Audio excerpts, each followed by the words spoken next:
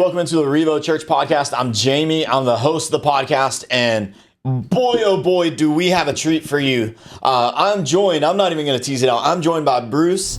He's one of the members at our REVO North campus. You may not know Bruce, but you've probably met his wife, Divinity. She is, I can say this. She is in every way better than you.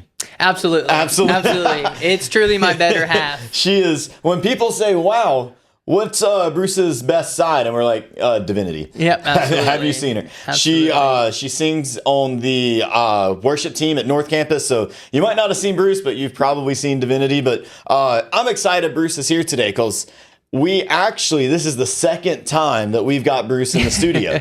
We had him back in the studio right at a month ago.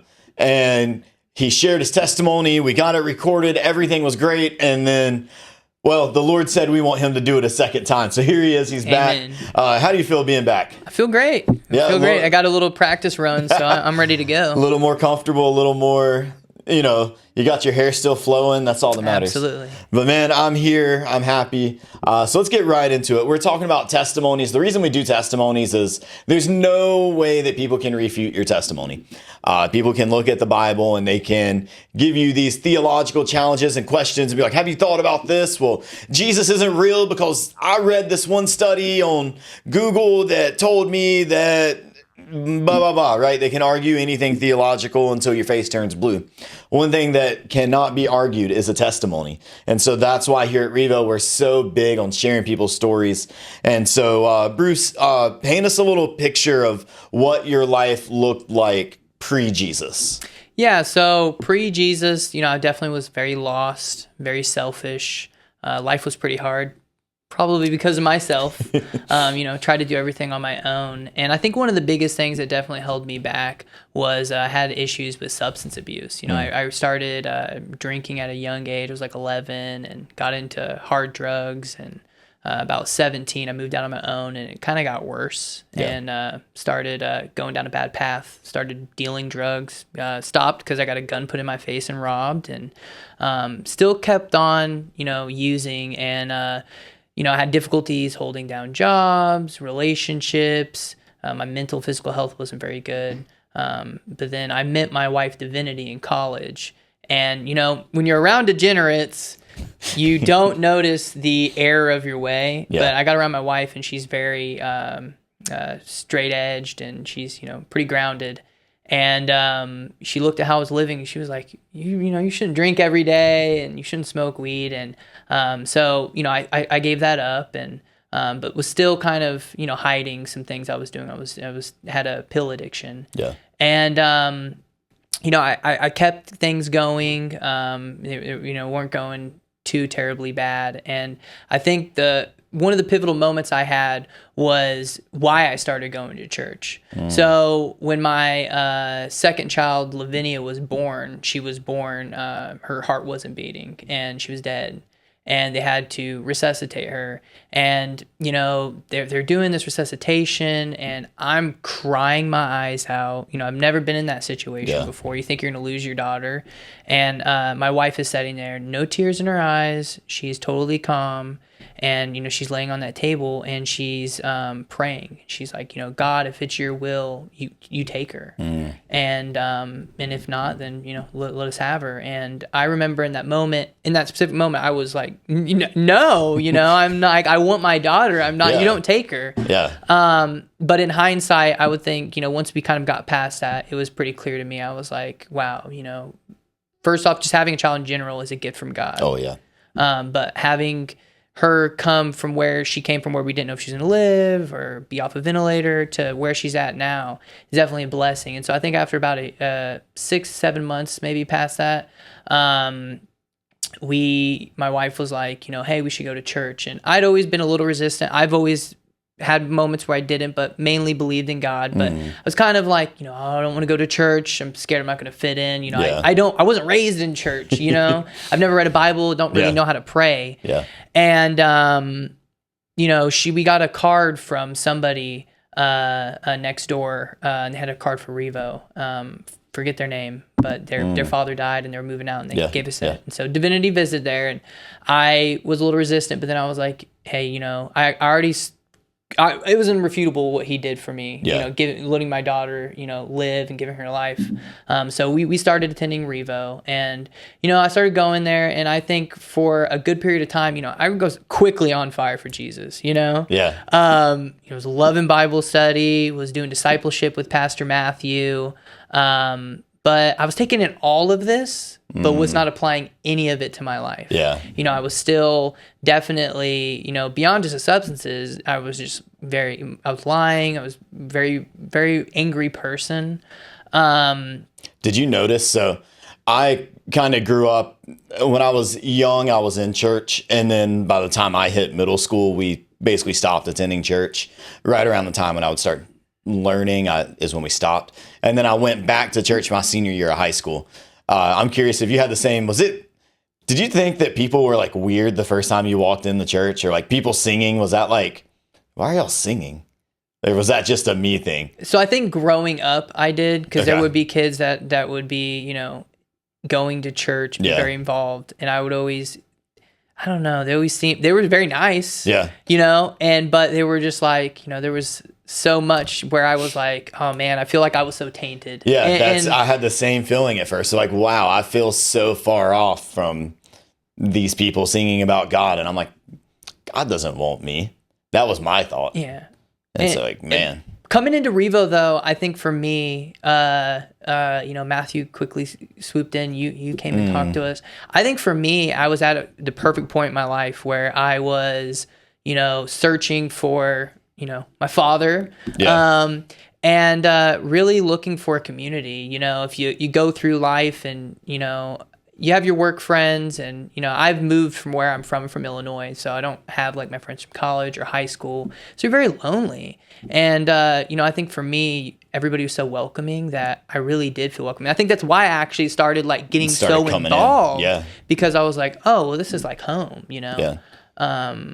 So walk us through a little bit. You said you shared a lot just then. Oh yeah, just right off the cuff. Which I appreciate. I think that's good to let everyone see right off the bat, you know, your story from beginning to end. But now let's chop it up a little bit and go through it. You said that early on, you know, you started drinking around like 11, 12 years old. You said you started, you know, taking substances. You laid out there, you started dealing until you got a gun put in your face. So like, what was the cause that led you to start even getting into drinking at 11 and started the whole path of drugs? Like, was there something that pushed you into that life, or was it just like my life is bad and I'm trying to escape it? I think it was a mix of things. So I think initially when I was younger, I'd moved so much. And so I would hang out with my older brother's friends. Yeah. And you just want to fit in.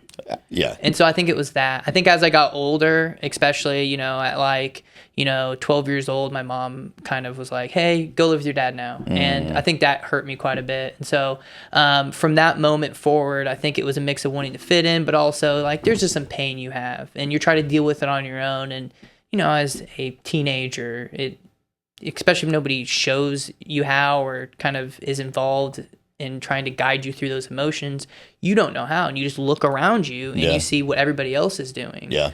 And I think that's really what got me into it. I like that. I don't like that. Yeah. I like the vulnerability of being willing to share that. So then you start down that pathway, right? You're trying to impress your brother's friends. It's now starting to become your identity.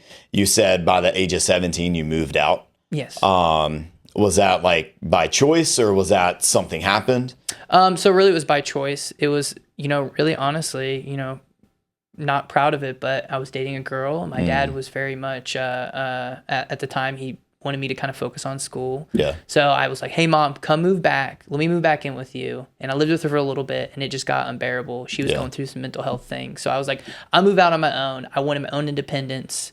And, you know, obviously I was cooking up schemes for some sinning I was going to do. And, you know, that's really where it came from. I just wanted to be unsupervised. And, you know, the adults in my life were, passively watching me, but they definitely didn't want me to like ruin my life. And They kept you alive. Yeah, but I was like, I know what I'm doing. You don't know what you're doing. Yeah. I got the answers. So really, that's what led me to that. And it was really the worst thing for me. Yeah. So now, fast forward, you said you got to college and you met Divinity, your better half. My better half. And so tell us a little bit about when you met her. You were still living that life. Yes. Was there any and she started encouraging you, hey, you shouldn't be doing this. Hey, you should. So talk to us a little bit about, was it just, I want to impress this girl, so I'm going to keep, I'm going to stop? Or was it like you started to identify, hey, this is bad for me?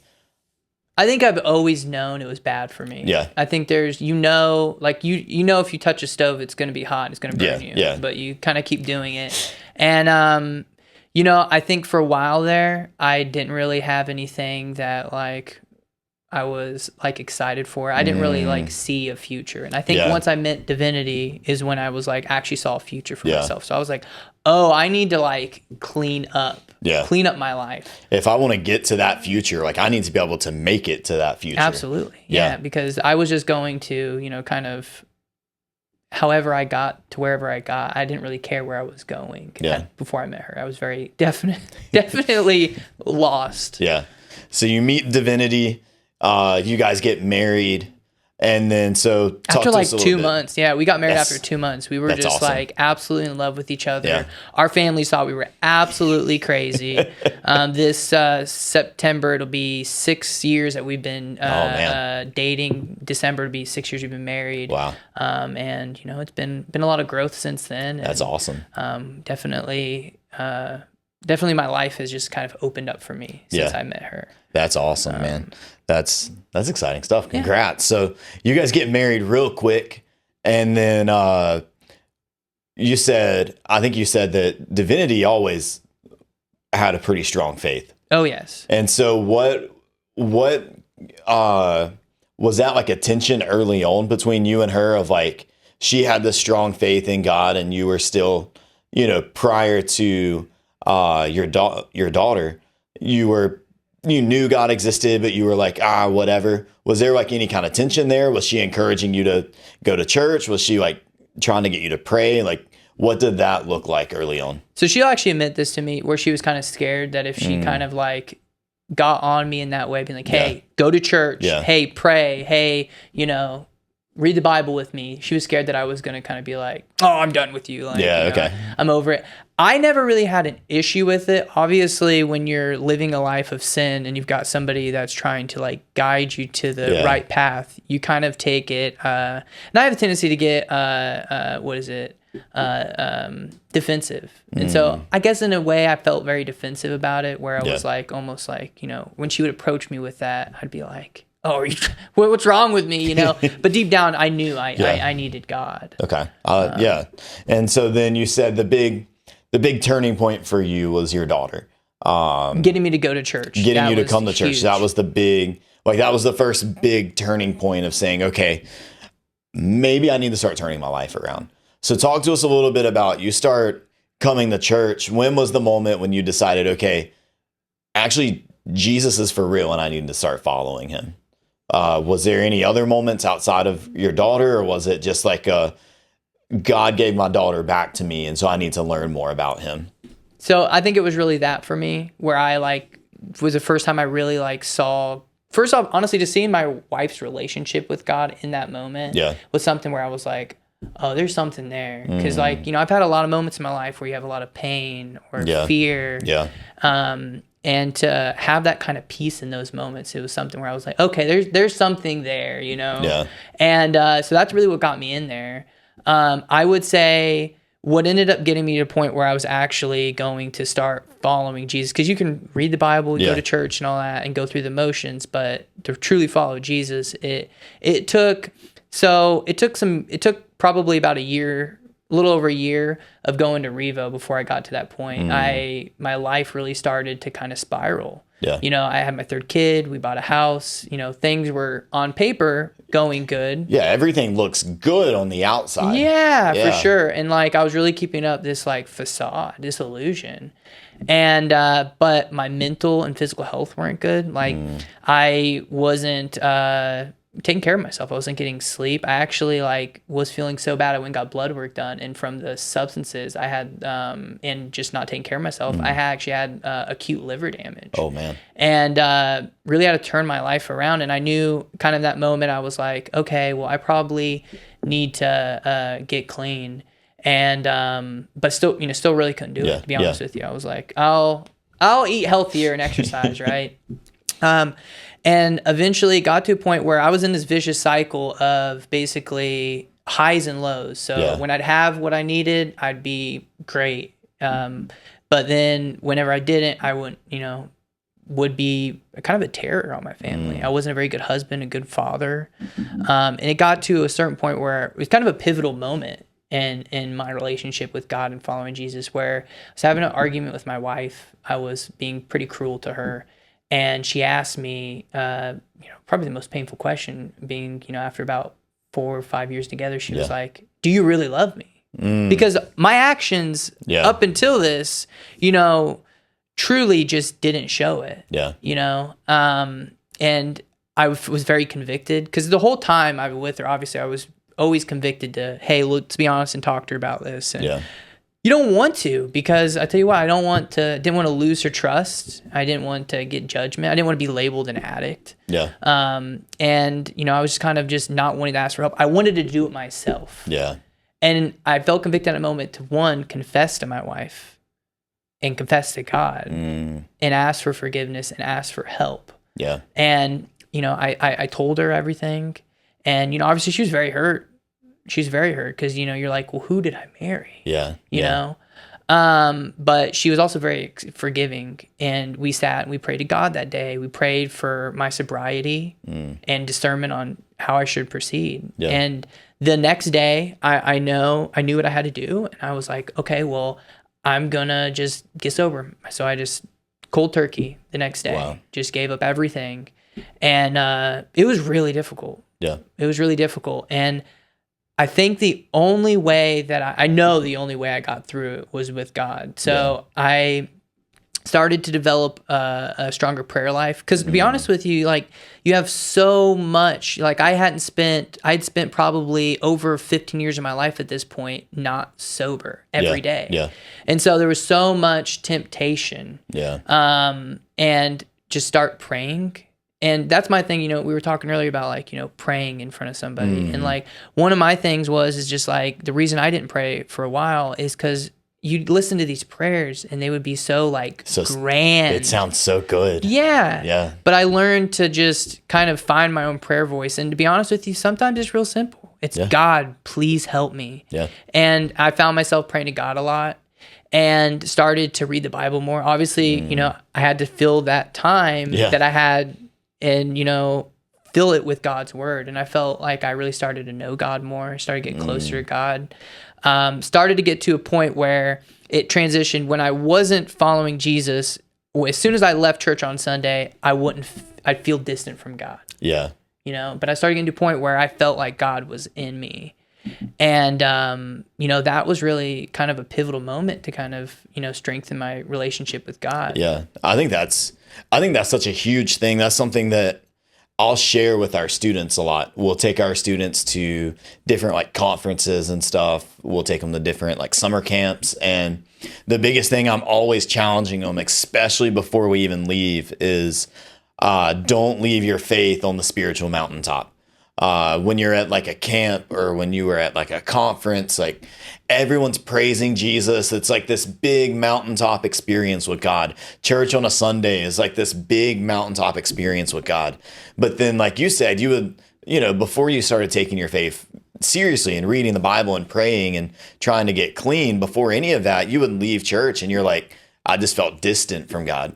And so that's that idea of like, man, don't leave your faith on the mountaintop. God doesn't stay on the mountain. He doesn't stay at church or at a camp. He is a God that is everywhere. He's with you. And so I think that's huge, where you're like, man, I started to take it serious and was seeking him daily, praying daily, started reading daily. You're like, I have to fill this time with something. And so I want to know more about God and what he's done. So walk us through a little bit of you confessed to your wife, and you started to actually fully break that addiction. You went from, and the way I would phrase it is, you knew who Jesus was, and you went from knowledge of God to saying, all right, now he's going to be Lord of my life. Not just he's the Savior that forgave my sins, but he's the Lord that rules every aspect of my life, including my temptations, addiction. So what do you think was the most beneficial thing for you when it came to breaking those addictions? So I think, honestly, one of the things I firmly believe is that the sinful life you lead will block a lot of your blessings. Yeah. And I truly feel like the life I was leading before I actually started following Jesus was doing that. Yeah. Since I've gotten sober, obviously my relationship with God has improved. And I feel like that in itself has made it so I feel like a better father. I feel like a better husband. I've got a promotion just like a couple months ago. And my health is improved. My liver's all good now, and I'm sleeping again, and I just feel like happy, and I feel healthy. Yeah. And I think for me, probably actually one of the biggest blessings is okay. So this August, it'll be a year that I've been sober. But since then, I've actually taken the steps multiple times to like try to connect with others who are, in the same position that I'm in, and kind of let them understand, like, what my testimony is. And not everybody's journey is the same, but I mean, I think the overhead kind of message is put it in God's hands, because I can't do anything without God. It's all him. And, it almost upset with myself that I went so long just trying to do it myself. Man, as you're speaking, all these different Bible verses are popping in my head. I'm thinking about, I think you said something really big that I hope everyone heard, because there's people that will watch this story that's like, I don't have the story that Bruce has. That'll say, I never use substances. There would be people that may watch this video that are like, a drop of alcohol hasn't even touched my lips, let alone like anything else. And so they'll hear this and they may discount it as like, well, that's not me. But you said something very big. You said everybody's sin is what affects them and is what stops their blessings. Absolutely. Not just a addiction, not just a substance abuse, but your sin. And I think that's such a huge thing for us, because we will look at sin and for us, we try to rank it as like, murder's the big one and that's the worst sin. But like, if I'm over here, telling some gossip and sharing spilling the tea with my besties, that's fine. Like, that's not sin. That's not bad. Like, that's just brunch on a Saturday afternoon. But the reality is, in God's eyes, sin is sin. Sin separates us, and that, the murderer, the person that's addicted to alcohol or any kind of substance, Jesus died for that person. But Jesus also died for the person that is just consistently gossiping and telling lies. And, every little sin that we do, put Jesus on that cross. It's not your sin's not that bad. But I think about that, I'm like, man, that's such a big thing for every one of us that hears that. And then you said something else. You said that sin is what stops our blessings. We miss that a lot, because we think that sin, the only thing that we think sin does is stop us from reaching God, as far as like, Jesus is that get out of hell free card, right? He forgives your sin and you can go to God. And he does. And that is very true. But we miss the fact that sin has consequences. Even here on earth, our sin has consequences. Like, for example, if you murder someone, you're going to be in jail. That is a consequence here. But also things like you said of your prayer life isn't strong. The Bible tells us how if we aren't loving our wife, that God will snatch our prayers, that he won't answer our prayers based on how we treat our spouse.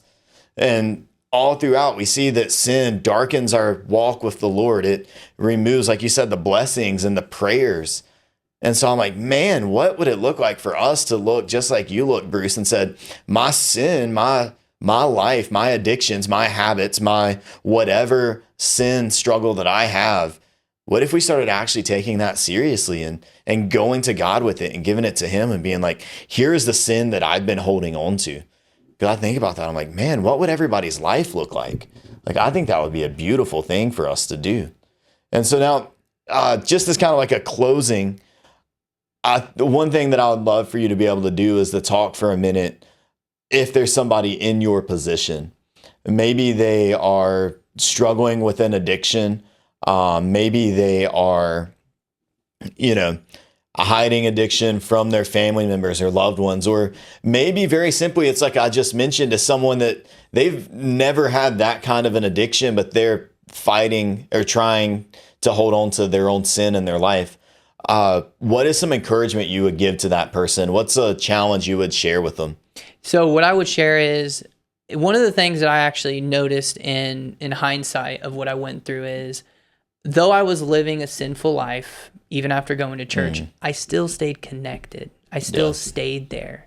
I feel like that was definitely a lifeline for me. And okay, I maybe at the moment, as soon as I stepped foot in the church, I wasn't ready to just give it all to God and turn everything around. Yeah. But staying connected, staying there, God loves you, God wants you, and God wants to help you. Yeah. And so I think keep going to church, go to Bible study, talk to other believers, read the Bible, pray.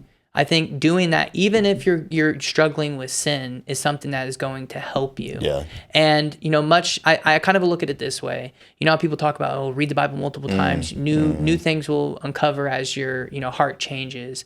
That is what you need to do. Eventually, something the Lord sends is going to touch your heart, and it's going to change things for you. I think that's good.